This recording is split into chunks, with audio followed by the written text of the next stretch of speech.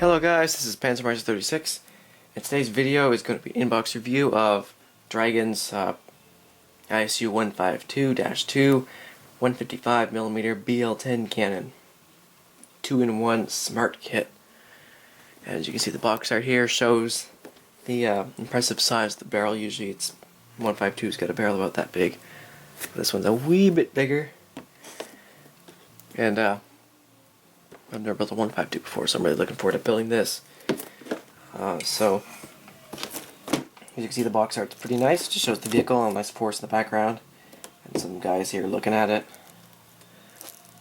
I think that looks pretty nice for a box art. And maybe look at the sides here. We got a picture of both the things you can build as a 2-in-1 kit, because you can build a BL-10 gun and a BL-8 gun. I'm not sure what the difference is. Alright, I think, well,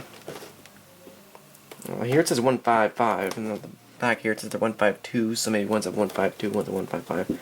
Not sure what the difference between the BL-8 and the BL-10 guns are, but I know they're both quite massive. So we got the, here we have a picture of the barrel, which is molded in 2 bits. I guess they probably couldn't slide mold something that big, so they had to do this, but still it's probably pretty good. And we get the muzzle brake here, which is a bunch of little bits together. And the back we have pictures of both vehicles, and the only difference that I can see so far, just like at the back here between the guns, is the metal bits here are different. If you can see, this one's got like an angular thing there, and that's the BL-10. This one here, it sticks out again, and then there's a flat plate there, and this one's got an angled one. That's really all I know about the difference in the BL-8 and the BL-10. But as you can see, it looks like a pretty detailed kit. It's got pretty sure it's probably got magic tracks in there, so let's open up the box. So forgive the music in the background, but if you can hear that, you probably can. Whatever, it's a soundtrack. Alright.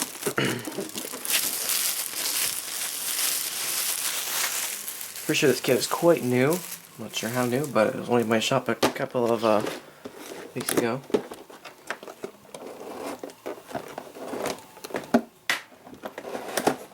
Alright.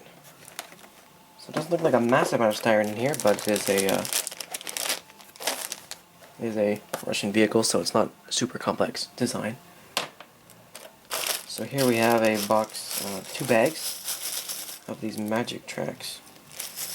They're in these funny little bags, I'm not sure.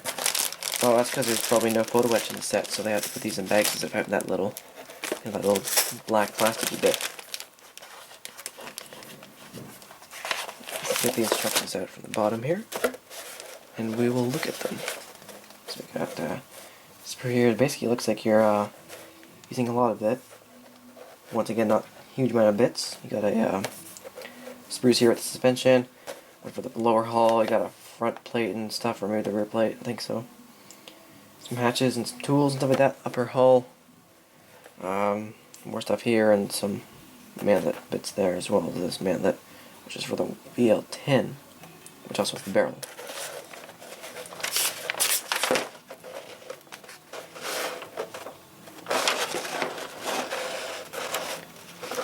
So it looks like a not too complicated build actually, which I'm looking forward to because I was building a lot of complicated things recently.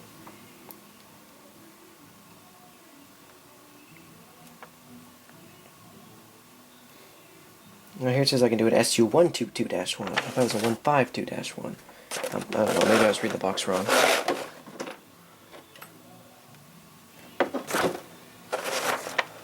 And yeah, oh, for the if you're doing the, which one is it? One of them you have to cut off a certain amount of the barrel. Apparently. This is for the 152-2, which I guess is the BL-10. You have to hack off a bit of the barrel, as you can see here in step number 6. That's interesting. Alright, and then looks like it's not a very complicated build, and there's no markings. It's just painted green. And you can build a SU-1. Here's a They've got a 152-2 155mm BL-10. I have a 152-1, which is apparently the BL-8, but then it says BL-10 cannon. But also the 122-1 is the BL-8 in the instructions. I'm not really sure. And it's just green because these were never put into production. I'm pretty sure these are just experimental vehicles. So let's open up the box and look at the sprues. So we got the two sprues of tracks. One's left, one's right, I would assume. They look pretty good.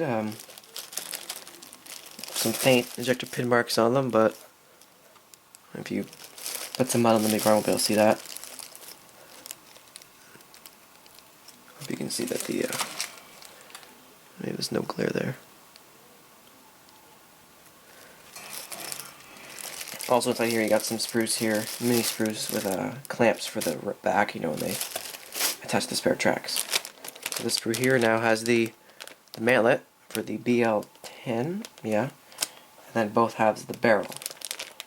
And it's got the muzzle brake in here as well, and the cast texture on the mantlet there. I will zoom you in, it's still focusing. Looks pretty good. The sprue looks like more like the older style though of Dragon with the markings at the top there. So maybe this is an older kit, but I have no idea. Or maybe it's just older bits from the older ISU, the ISU gun sprues.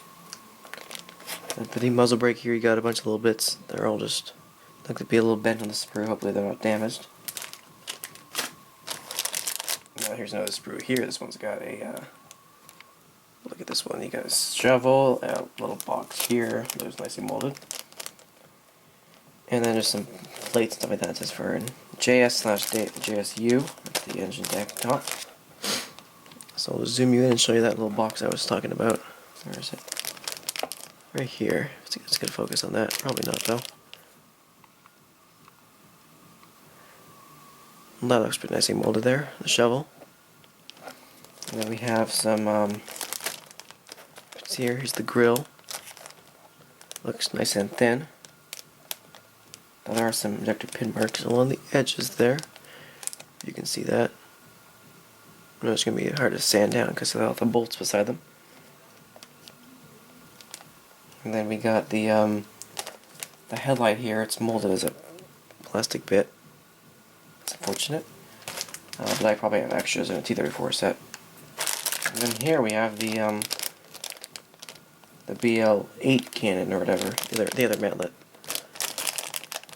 So focus in. You got a bit there for the top of the mechanism.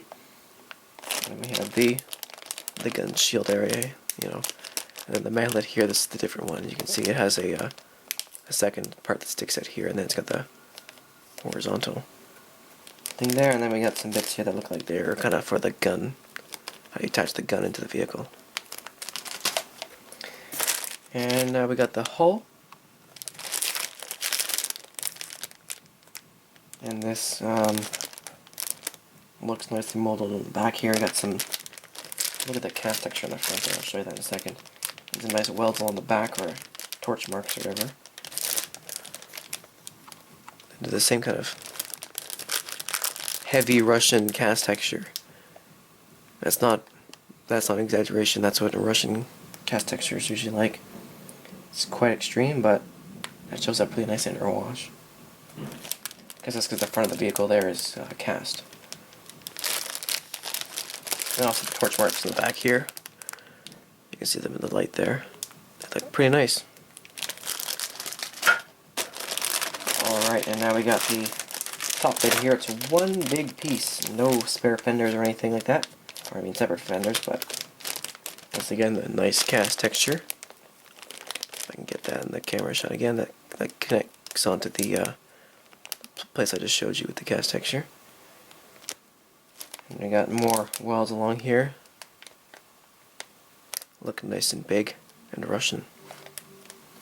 Usually if they're Russian, it's a lot more thick weld than the German tidy ones, you know. And also around the cupola, you can see there's some more welds, if I can get that in the light. I'll show you the entire bit here. It's not extremely large vehicle, but it's still pretty big. Then we've got the engine deck here. It's got these screws already molded on, but they look very nice. And then there's some slight welds along these at the edges of these little circles. And then I'll show you the top of the turret here, or the superstructure, sorry. You can see once again the weld, and then also the bolts on the top there. And then you got a bunch of like tools and hatches here. They all look very nice. There's this pickaxe that looks pretty good. So now we have these 2 wheel screws left. A little suspension bit, a lot of parts on these screws. I'll zoom you out here. And each one, this is for a JS2 GSU. And you got a whole bunch of wheels, which makes sense given it's a tank. And more wheels along here, and all the like the idler wheel bits there, you know. Just general suspension areas, and it looks nicely molded. I do not see very much flash, though some of the pieces have teensy bits in the corners. But honestly, it's not a lot of flash. So once again, this looks more like a new sprue, but the way it's marked at the top here. But it's probably actually an older one. I don't really know much about the history of these manufacturers.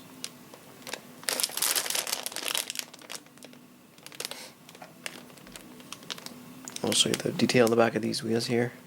Same thing on the other side. Nice bolts on there. And then we got the fuel tanks up here. They're molded in halves, but that's what you usually get from Dragon. And looks nice. They're not bent. They're not bashed up, but I guess that's good considering this vehicle never really saw combat. So it would just be on the trials.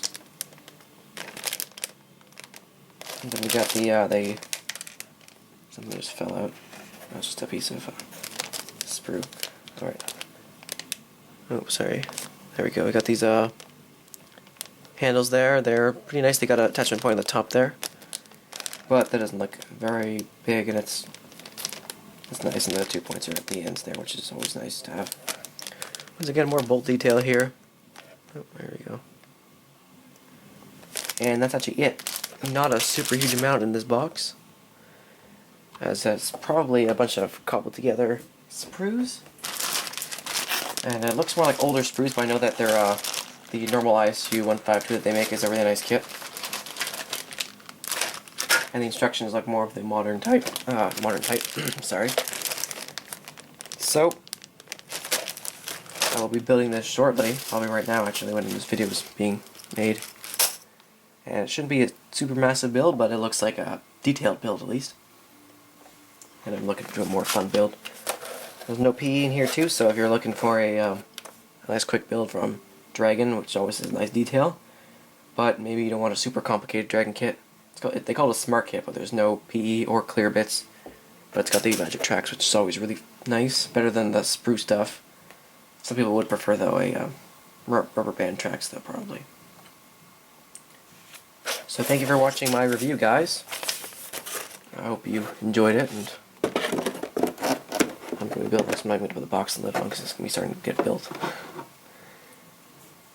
So I'm going to see what I can figure about all the 152-122-2 BL-8, BL-10 stuff.